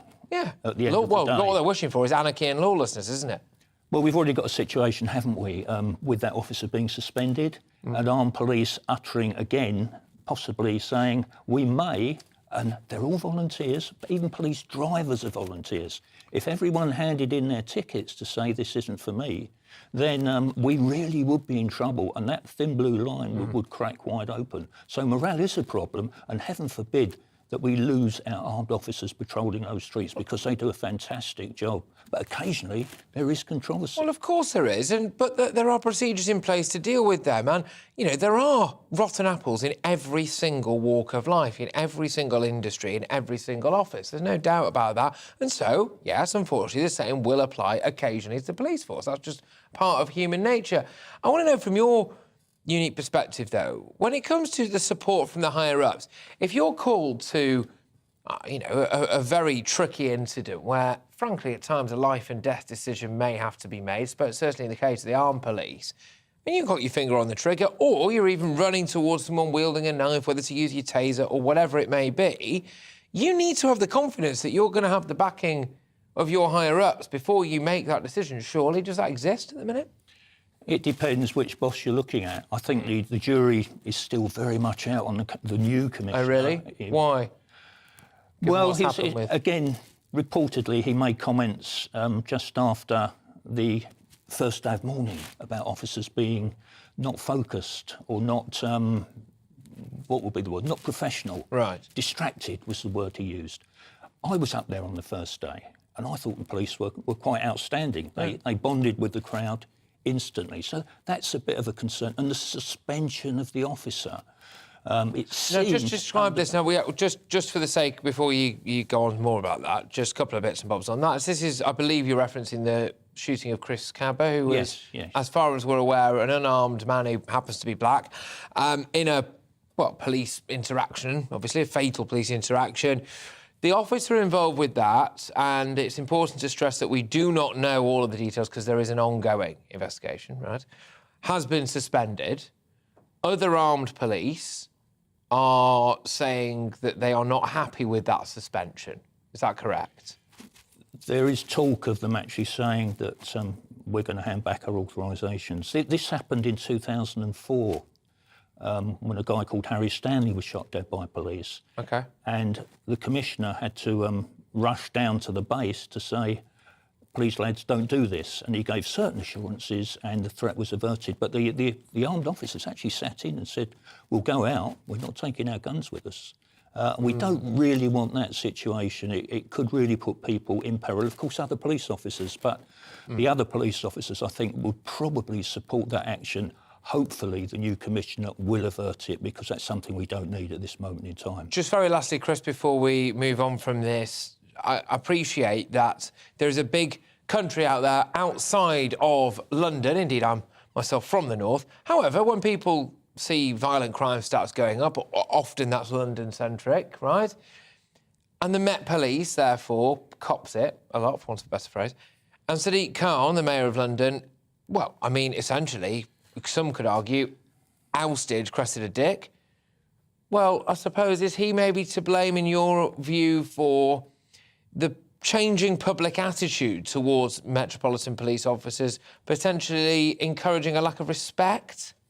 I think the Mayor at the moment is really a loathed figure amongst police officers. We had words of sympathy for him this morning, but most people regarded that as sheer hypocrisy. He seems to bend with the wind. Sometimes he's attacking police, but when it suits him, he'll say nice things about the police. Police officers on the ground have got absolutely no confidence in the Mayor. He is a despised and detested figure amongst the majority of Metropolitan Police officers and probably police officers throughout the country. He's inconsistent, and he's one of those people who denigrate, and in constantly denigrating, you are putting a target on the backs of police officers out on those streets. I've been absolutely amazed with some of the things that he said, and isn't it incredible the lengths that he will go to in order to try to appeal to a subset of people who he needs to vote for him, and actually in doing so, potentially, some would say, incite lawlessness on the streets. Of course, I couldn't possibly say such a thing. Thank you very, very much, Chris Hobbs there, former Metropolitan Police Officer Chris Hobbs, to discuss what is, you know, a sensitive issue, but one nonetheless that needs bringing up. But we are just going to, potentially move away from it a little bit. I'm just getting a little bit of information in my ear. We were going to turn back immediately. Ryan Mark Parsons, by the way, joins me. He's a chap who's a regular here on the channel, a regular here on what is normally this show, Friday Night Feast. A very different vibe, it must be said, this week, for obvious reasons. We're going to come to you in a second, Ryan Mark. Just hold fire, if you don't mind. Because turning back to the, I believe, the royal news, we've got historian Dr. Tessa Dunlop, is that right? And Tessa has written books, several books, including one on Queen Elizabeth and Prince Philip, which will be published in November. But sorry, Tessa, I was just getting something in my ear then before. Did you want to continue talking a little bit about our police chat that we had before? Go on. I just felt it was important because I've been doing the royal rounds, and in the green room I met the cousin of Chris Cabba. He's given up being an English teacher in order that he can campaign so that the investigation into the inexplicable death of his unarmed cousin can be looked into. It's going to take months, possibly a year. The guy was in deep pain. He was a highly lucid, intelligent gentleman. And because of our national mourning at the moment, his voice is going more or less unheard. And I feel just in terms of balance, it was important that I countered what your police inspector said there, which was the idea that the sort of police are picked on. Sorry, I should have taken a glass of water with me up here. But my uncle, funnily enough, was a commander of the Metropolitan. That's all right, don't worry. Don't worry, Tessa, you can carry on. Just clear your throat and carry on. That's all right. It's important to have a bit of balance here. Looking around to see. I'm just going to leap across the room. There we It's all go. happening. I tell you, we do normally get this kind of chaos on Friday night, Fee, so the frog in history. that's all right. She's got her water now. Carry on. Yeah, that's human anyway. I was going to say my late uncle was a commander of the Metropolitan Police. In fact, Caressa Dick was at his funeral, and he would always say that good policing requires transparency, it requires criticism. You know, he was in the Metropolitan Police at the time when Stephen Lawrence, the case overturned the police for institutional racism. And I think it's really important that it's a two-way street. There is an unarmed man who is dead. There's no coming back from dead. And so I just wanted to say about it, and 9 months. 9 months, apparently, that investigation is going to take. So while one man is suspended from his job, another man is dead. And I just thought it was really important to say that in terms of balance. I also sometimes feel uncomfortable about some of the sort of, not about the centrality of the Queen's death. I totally understand she was an exemplary head of state, and it's right that we're mourning her. But I think sometimes really key issues are falling under the wire, and I felt that's particularly the case with Chris Cabba. On that note, I must say I do agree with you about the fact that actually key issues it's very difficult. It's a very, very, very tricky situation because, you know, just to let people into it here, I've had numerous discussions, actually, Tessa, with producers, etc., about, OK, the extent of the royal coverage. Indeed, we're going to get back to that now, Tessa, actually, if you don't mind, sorry. But it was just about how much we do. And clearly, because there's a kind of a rolling news events and constant updates, but at the same time, I was acutely aware of what was going on in Ukraine. Issues in the channel have still not exactly been resolved. In fact, they've increased. Law and order, as we touched on a bit here right now, and all of these things. And it's a very, very difficult thing to get right because you want to pay your respects to Her Majesty the Queen. You don't want to be seen as being insensitive and talk about other things. But then at the same time, we are the news and we want to report as much as we possibly can. But yes, well, look, I'll tell you what I'll do. I'm going to park the Chris Cabba stuff now because we kind of did have both sides. So I know that Chris would... Oh, go on. What? I also want to say something. I understand about the Chris Cabba. Thank you for letting me have my say. If only I'd had my water to hand. But moving on from that, about the question of the news, I was just really struck by there's quite a lot of nonsense talked in terms of the paraphernalia of ceremony and pomp and pageantry and how historic it is. Like somebody was saying the first ever, you know, recent modern king to lie in state was George V. No, it wasn't. It was Edward VII. And as he was talking nonsense, this man, on one of the national channels, I saw underneath him this ticker going along saying, you know, the pound's fallen to a 37-year low, you know, retail sales suppressed to much lower than was suspected. And I thought, OK, so I want the centrality of our national mourning and I want to hear the Queen's story, but when it's done accurately. And actually what's happening now is, because we're just talking endlessly into the ether for hours on end, people are talking a lot of inaccurate nonsense sometimes. And it annoys me. I'd rather have proper news and I'd like top end reporting on the Queen in the morning, but concise and accurate. OK, well, hit us with something then. Hit us with something that's concise and accurate. I understand that you... Go on, just take it away. You've not stopped so far. Why do it now? Go on, carry on. OK. First of all, you said this was a really historic moment. What's interesting, what we just saw there, the Vigil of the Princes, there has only actually been one other time when a monarch has been honoured with a Vigil of the Princes, and that was George V in 1936. I think the Queen Mother had it, but of course she wasn't our monarch. So it's not really historic. It's what you would call an invented tradition. It's using a very historic room, Westminster Hall, you know, the hammer beam roof. Everyone now has heard of William Rufus. We go all the way back to William the Conqueror, thanks to the last 10 days of news. But this Vigil of the Princes isn't historic. And actually, the lying in state, again, this is the last 100 years. So it's modern history. And what's key in all of this, Patrick, and what makes it work and what brings people together is the fourth estate, which is you. And it's the BBC, and it's ITV, and it's Sky, and it's the Daily Mail. And the reason we know that is because there were no big royal ceremonies on a national level until the late 19th century, because there was no mass media. And so when we're talking about this, we need to make sure we understand what it is and what brings us together. And it's a combination of things. It's not just the death of a much loved woman who reigned for an unprecedented 70 years. It's also about the instruments of state which have focused us on her death, on her passing. Yes, well, indeed. I mean, we are all focused on it. Do you think that there's been too much focus on it? I mean, you have, I believe, just written a book about Queen Elizabeth and Prince Philip. You yourself are part of this, aren't you? Yes. I absolutely am. I wrote it before Elizabeth died, and I wrote it in the wake of people complaining. There was quite a backlash to Prince Philip, the coverage of Prince Philip's death. I don't know if you remember on social media, you know, some sort of slightly more to the left of centre historians were going, we don't comment on the death of monarchs, we're for the many, not the few. And I work a lot with war veterans, and they felt that Philip actually spoke for them.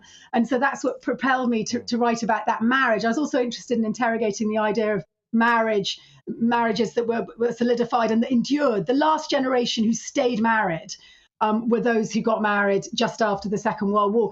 At least 50% of their children got divorced. In many ways, the royal family, a model family in that respect. Philip and Elizabeth stayed married, and most of their children got divorced. So I was interested in looking at some of those patterns. I just think I would like to interrogate what's going on a bit more. And I think one of the reasons why we don't know how to do that is, I don't know if you remember, you might be too young, but when the Queen Mother died, the BBC was slightly caught on the hop, and Peter Sissons wore the wrong coloured tie. And it was seen that the way in which she was initially remembered in those first few days wasn't that the broadcasters hadn't led from the front. And I think as a result, in some ways, the pendulum has not necessarily swung too far, but I think it does suffocate some of the conversation. For instance, on Wales, we just heard from your newsreader about the warm welcome that Charles was given, and he undoubtedly was given a warm welcome. But I think it's also worth bearing in mind that in Wales, scarcely over 50% of people support the monarchy. And actually, there were protests in Wales today. And when I heard this, Tessa, Dr. Tessa, can I just get you on, because I think that's a really crucial point, actually, which is that that is a really interesting point. If we're kind of taking, which I think is worthwhile, a bit of a dive into the way that these things are covered, right? That's a fascinating point, because it's a similar thing to the protest element of it. OK, we've got freedom of speech and we've got the right to freedom of expression. That's great. It's a question of whether or not it's appropriate. So if I was sitting here now and let's say we'd have, I don't know, spent a bit less time today talking about all the pomp and ceremony and a bit more time focusing on protests and stuff, all of a sudden news outlets start getting a load of, oh, I can't believe you're highlighting the negatives of it. It's in poor taste. It's in bad taste. I mean, I even actually had a bit of a chat at one point when King Charles was meeting Nicola Sturgeon. I actually initially wanted to do a bit of a thing about, well, what's the future of the Union like? People are, oh, we can't even talk about that at that particular time, because that was seen as a little bit potentially, quotes unquote, disrespectful, despite the fact that that's the conversation that everyone around their dinner table was going to be having, thinking about the fact that King Charles has just met Nicola Sturgeon. Are we almost being censored, do you think, like self-censoring psychologically when it comes to our coverage? Absolutely. There's a fear that, for example, I'm a doctor of history. I focused my PhD on royal imaging. I get a lot of work talking about the royal family. So if I start if I'm platformed and I'm paid to speak, then would it be not counterintuitive for me to in some way flag up what might be perceived as more negative aspects of the coverage, or indeed of our relationship with the royal family? But I actually feel it's also part of our royal family enduring, because at the moment what you're getting is this sort of suffocation of other views, and we've got this very vocal, moving, extraordinary presence of mourners in London, and people are assuming they speak for all of us, and those who don't feel like they've got a voice don't feel they can own that voice, and that includes people like me with a bit of a public voice, and also individuals, just whether they're on Twitter or whether they're on the streets. I know a couple of my friends have come off Twitter because they know that they'll say things they later to regret. Exactly. And Tessa, I'm sorry, at the risk of being accused of censoring you myself, I'm afraid I have to move on because we've got a lot more to get to. And I really appreciate your views. I hope you feel heard. We're gonna have more days of this. So I would love to have you back on and for us to continue our conversation at some point there. Thank you very much. I'll go on one more day. I am a monarchist. I just want to make that clear. That's all right. For the monarchy to endure, we need criticism, and we don't need to apologise for it. Just finally, today on the State Channel, I heard the reporter almost apologetically explaining there were protesters in Wales. Own it. There were protesters. That's okay. By the way, next time I'll have a more elegant receptacle for my water. Well, as long as it is just water in that Coke bottle, there we go, which I'm sure it is. Dr. Tessa, thank you very much. Dr. Tessa Dunlop there. Right. Flipping heck. OK, right. Just to round off a little bit, because we are going to, well, not quite move on fully from the royal stuff, but do a take on it that you're not expecting, ladies and gentlemen. Stay tuned for that. Brian Mark, gosh, thank you very much for still being here. Now, you actually did go and see the Queen, pay your respects. Yes. Not once, but twice. The second time you said was an accident. Why? Well, I was walking along the river and my friend was queuing up and I bumped into him and we started talking and I thought, well, I might as well stay and queue. And would you recommend that as many people as possible did go? There is potentially still time. I think if you have the chance to go, and I was meeting people up and down the country, travelling in to London just for the lying in state, if you have the chance to go, it's a surreal moment. It's a moment of history, and I would definitely say it's worthwhile attending. Fantastic. Well, that's what's been happening in Westminster Hall. Ryan Mark, stay with us for a little bit, please. But during her long reign, the Queen visited many different parts of the Commonwealth, including, OK, here we go, the small island nation of Tuvalu, which I hope I pronounced correctly, out in the Oceania region of the Pacific. And my next guest is, I mean, this is fantastic. Thank you very much for making it into the studio. Sir Iftikhar Ayaz, the Honorary Consul General of Tuvalu in the UK. How are you? Oh, very well, thank you. And it's an honour to be a part of this historic programme. Thank you so much for coming. Yes. I really appreciate it. Right, now, got to get a couple of things right first. Is it Tuvalu, Tuvalu?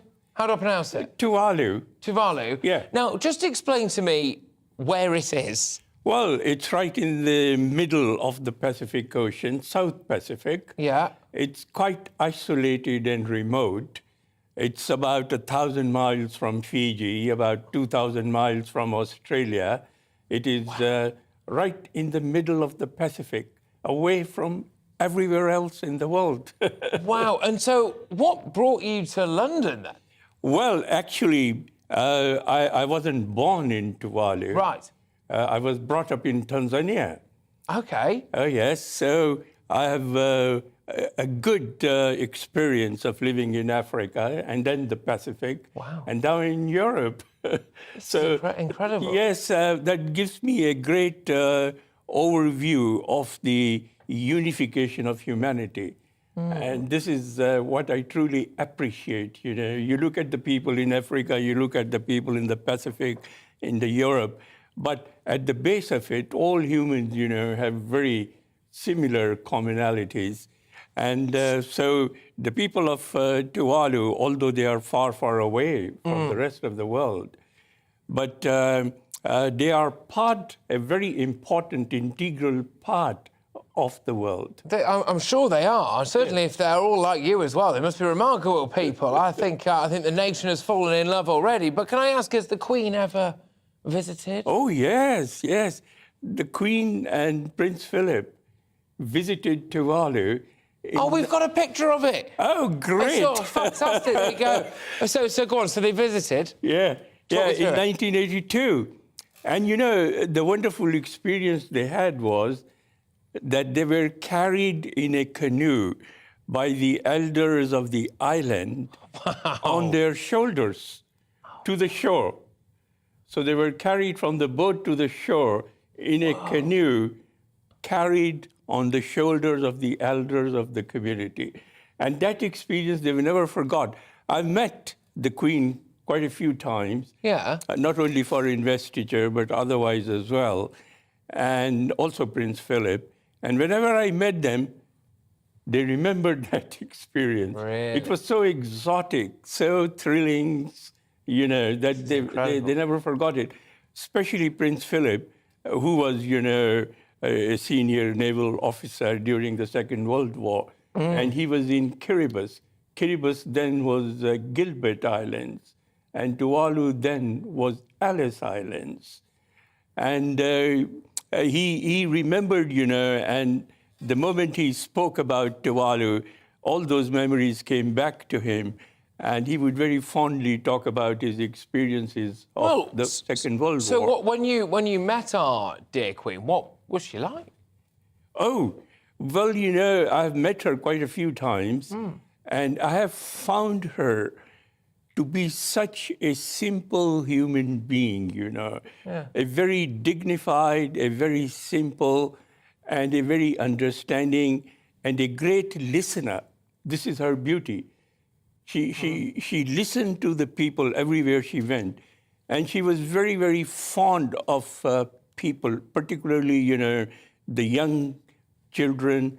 She was very fond of them. Wherever she would go, she would find a group of children, greet them, handshake, talk to them. And that is why, you know, she won the hearts of people, not only in this country, not only in the Commonwealth, I would say the whole of the world. So Tuvalu, sorry, you said Tuvalu, is going to remain part of the Commonwealth. There's no fear of it voting to leave or anything? Well, indeed, you know, there were 2 attempts to separate Tuvalu from the Commonwealth, and there were moves to declare it a republic. But both those movements, both those attempts were totally rejected by the people of Tuvalu. Really? At one time, there was a prime minister who actually changed the flag of Tuvalu, trying to remove the Union Jack, you know. But this was totally rejected by the people. And now just last year, the new government had a referendum on whether to remain within the Commonwealth or become a republic. And this again was rejected by the people. So the people of Tuvalu actually loved the Queen so much that they did not want their country to be separated, you know. And the Queen has been the sovereign of Tuvalu since its independence in 1978. And you're looking forward to finding out a bit more about King Charles. You ever met King Charles? Of course. Yes, I met him last Sunday. Right. Oh, yes. What was that like? Well, you know, I've met King Charles as Prince of Wales quite a few times in the past. Right. But I find that he is determined to follow in the footsteps of his mother, our beloved Queen, you know, and he's very determined to do things which will keep a balance between his own passion for nature, for environment, for climate change, and the realities of this world. So he's trying to maintain that balance and try to play a very effective role for the unification of this country and the rest of the world. Well, fingers crossed. Now, just very lastly, can I just say a massive thank you for you coming in? It is Sir Iftikhar Ayaz, the Honorary Consul General of Tuvalu in the UK. Now, we normally do, obviously we've been paying our respects to Her Majesty the Queen tonight.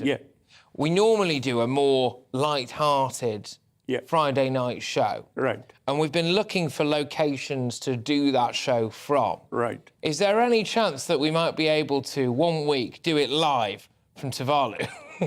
Yes, indeed. I mean, of course, it's a 11-hour time difference. We'll make the difference. We'll make it work. We'll make it work, because it looks and sounds beautiful. But thank you very much for coming in. We really appreciate it. Thank you for having me. Fantastic. What a tremendous guest. What a tremendous guest. Sir Iftikhar Ayaz, everybody, the Honorary Consul General of Tuvalu in the UK. Ryan Mark is still with me here.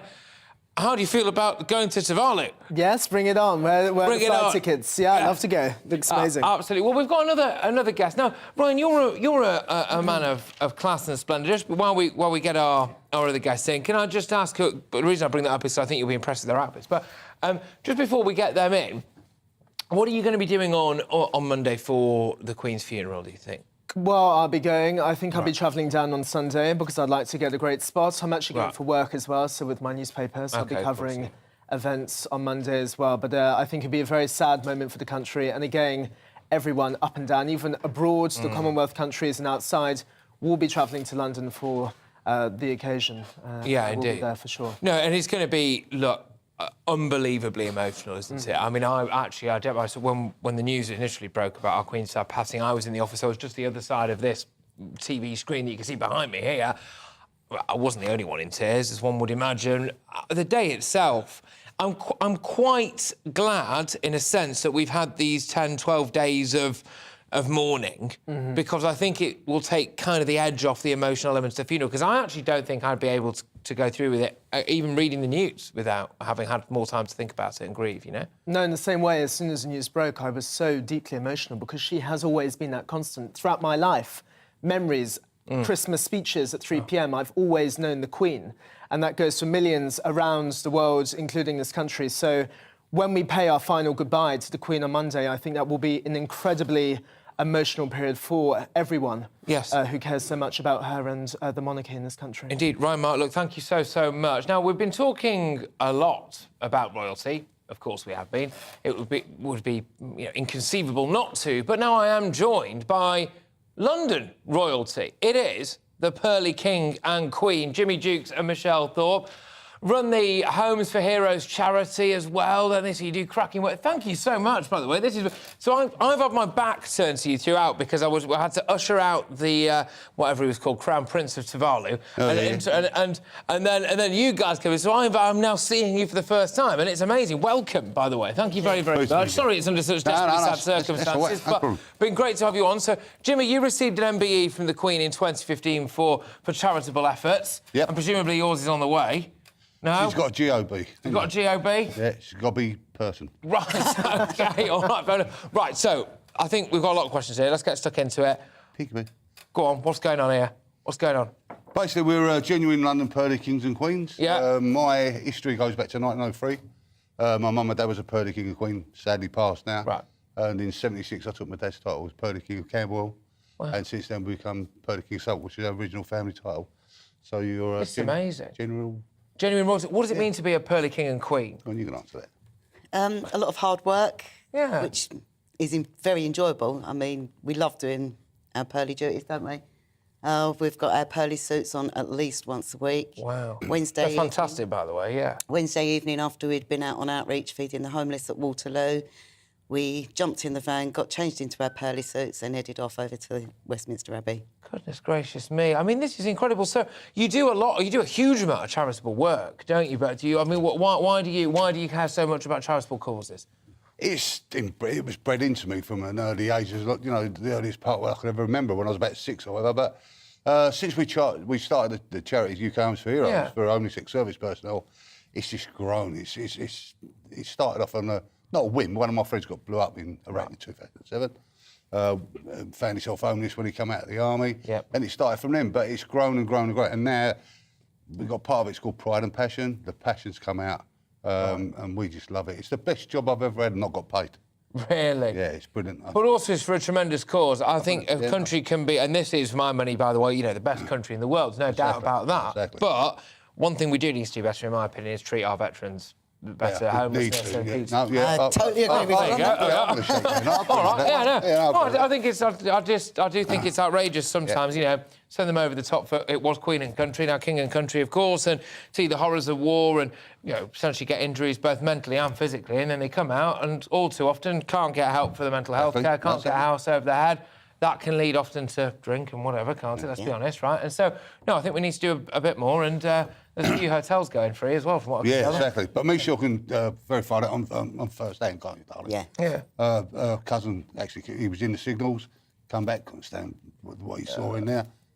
Right. Oh, gosh, sorry. It's not good. It's not good. No, we need more help for our boys. And only as we speak at this moment in time, we've got a 71-year-old veteran in the Clacton area. Right. Came on our books on Bank Holiday Sunday. He was actually sleeping on the beach at Clacton. We got a phone call.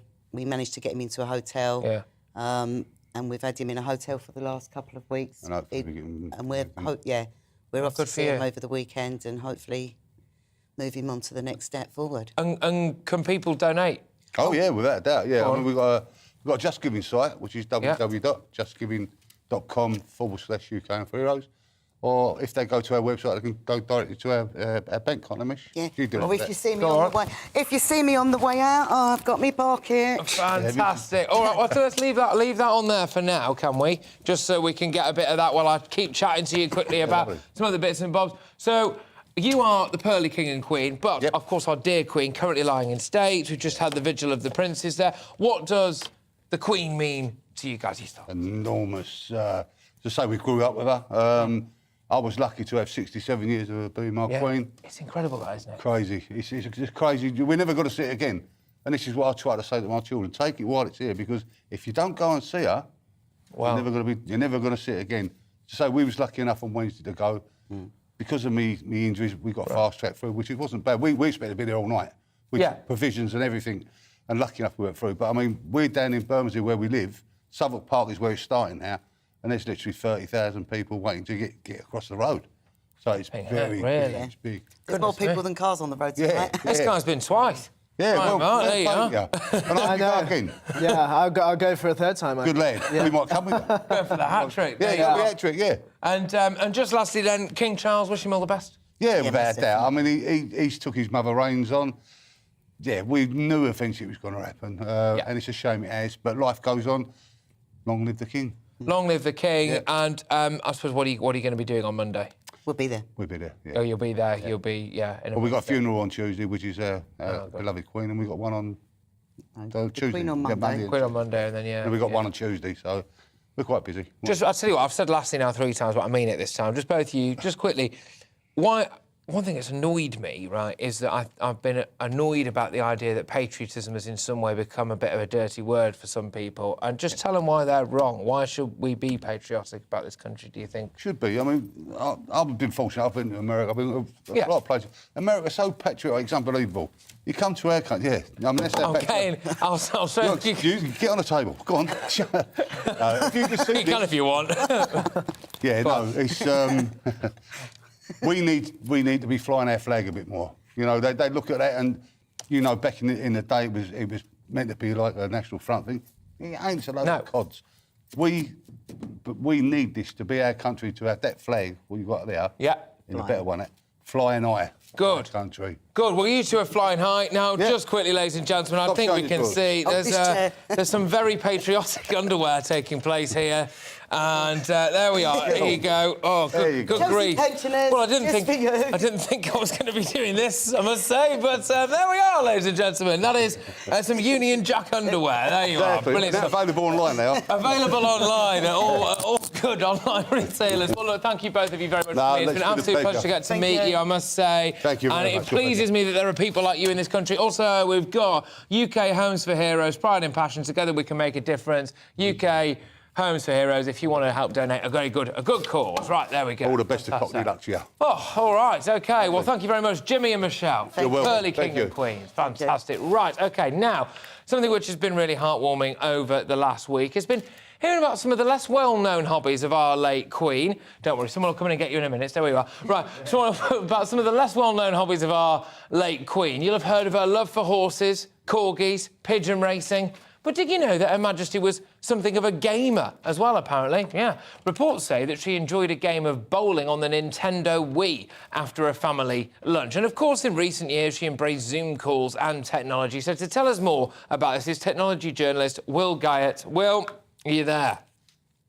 I certainly hope Will is there. Yes, there he is. Good. Ironically, technology nearly let us down there, didn't it? But, right, Will, so the Queen was a big fan of the Nintendo Wii, is that right?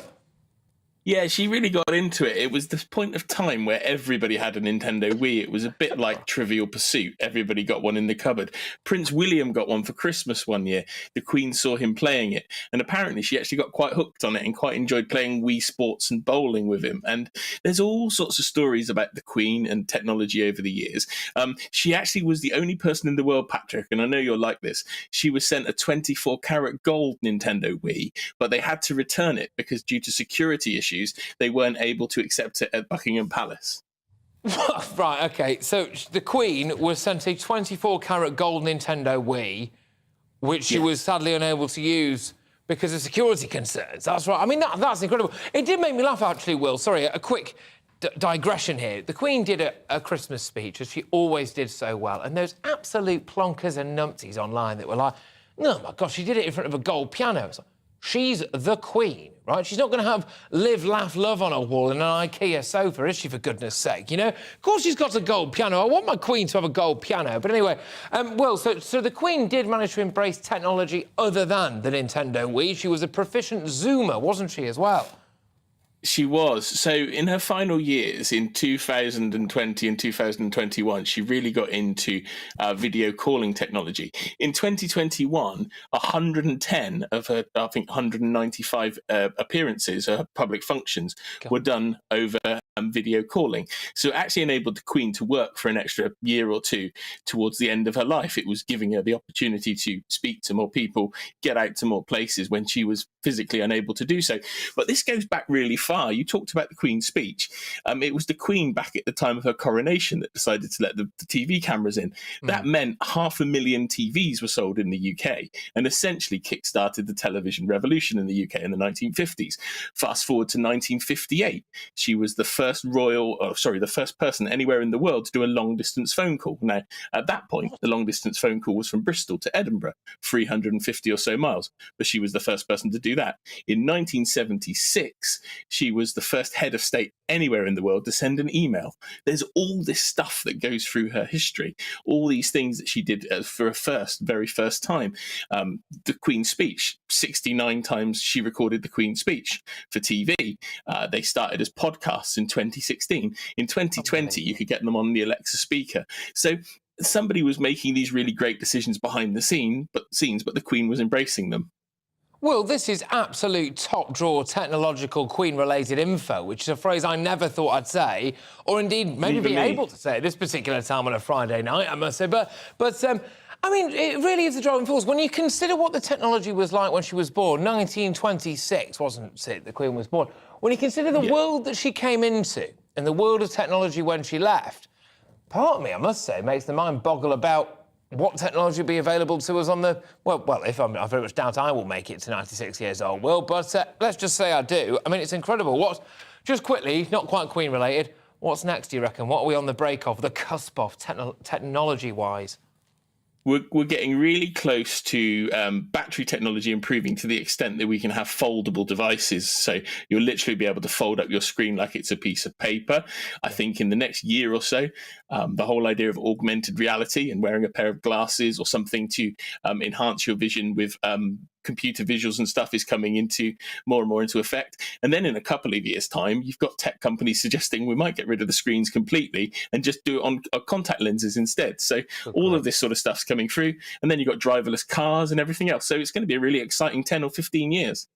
It is, actually. But look, thank you very much, Will. I must say, I've actually really, really enjoyed that. I found it incredibly informative about the technology that our Queen did and also her role in the history of that technology. The first long-distance phone call. She was the first female member of our armed forces. She's done all of this stuff. I mean, it was just incredible. What an incredible woman. Will Guy there, thank you very much. Technology journalist. Great to have you on the show. Ryan Mark, I mean, that just goes to highlight the Queen's incredible legacy. People like you and I, we didn't know we were born, do we? We've got all this technology at our fingertips. The Queen made the first ever long-distance phone call. Unbelievable. It must have been very daunting. I think, as he was saying, I feel like she's embraced modernity and even through technology. Seeing her do the Zooms throughout the pandemic was just quite a scene anyway. It was inspiring, actually, I thought. Yeah, it was sort of promoting to the nation this idea of tenacity, and despite the odds, she's still working, even if it's over Zoom, and that's what she was all about, duty, and nothing would stop her. Thank you very much. Right, stay where you are. I'm not letting you go just yet. Our final guest tonight is Jemima Packington. Now, OK, you may remember Jemima, all right? She's also known as Mystic Veg, who makes predictions for the future using vegetable asparagus.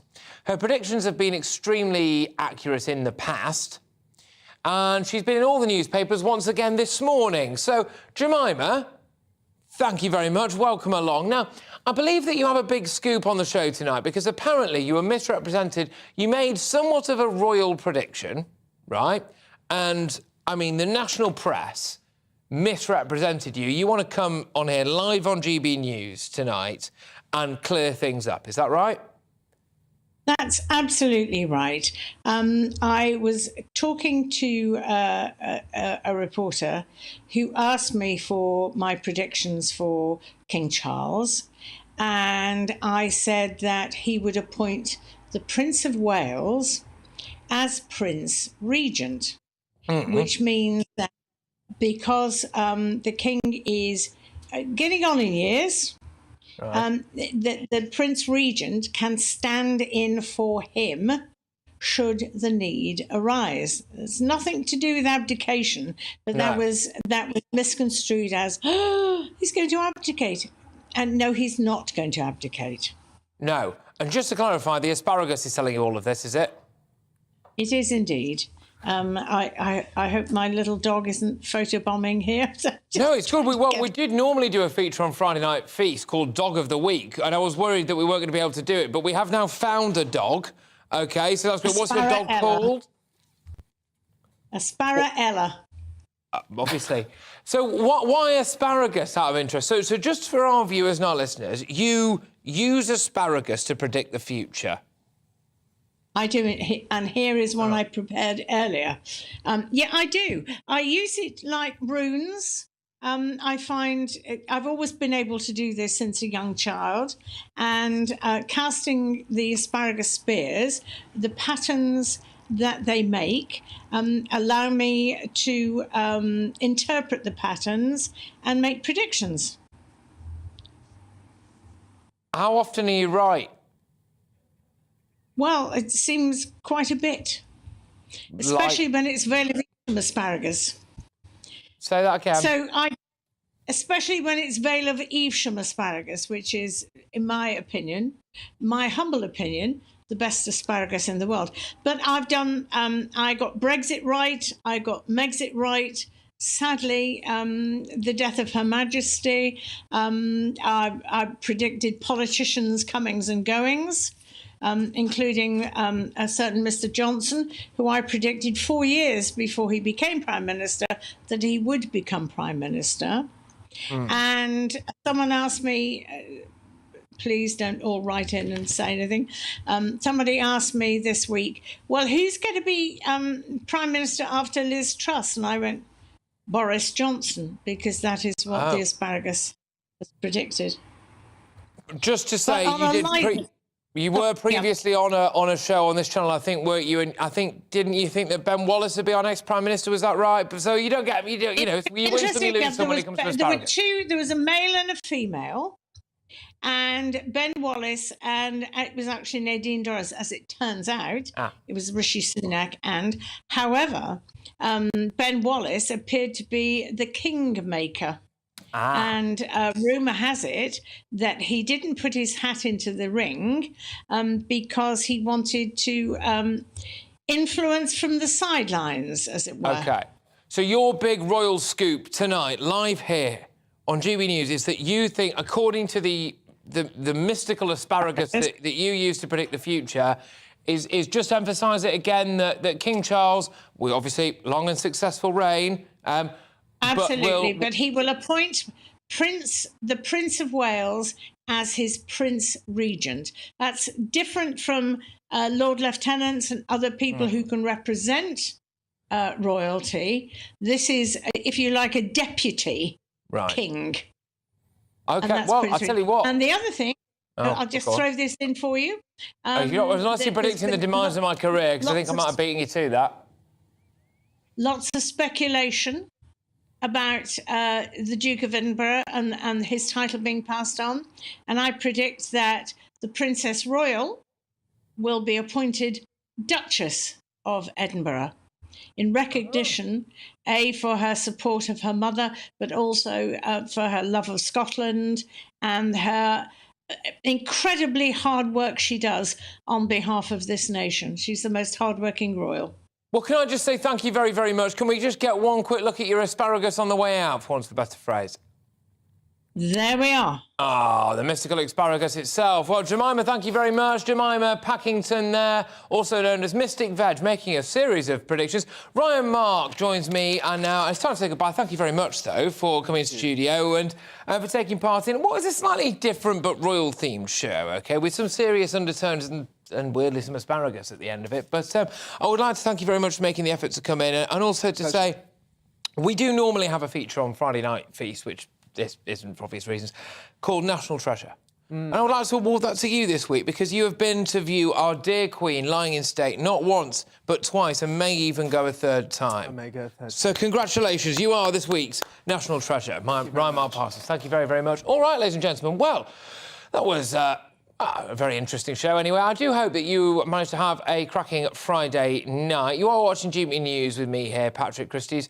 Make sure that you do stay with us. We bring you the latest developments and continue in our own way to pay respects to Her Majesty Queen Elizabeth II. Mark Dolan is live. He will be coming up very, very shortly. But first, it's time for your weather.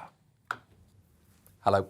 The showers that some places saw through the day will ease overnight, leading to clear skies and a chilly feel as we start off Saturday. But actually, for many, Saturday is looking like a largely dry and sunny day. High pressure is moving in. As it does so, we'll see the winds easing and the shower activity easing, but we've still got this brisk breeze around the eastern flank of that high, and as a result, we'll still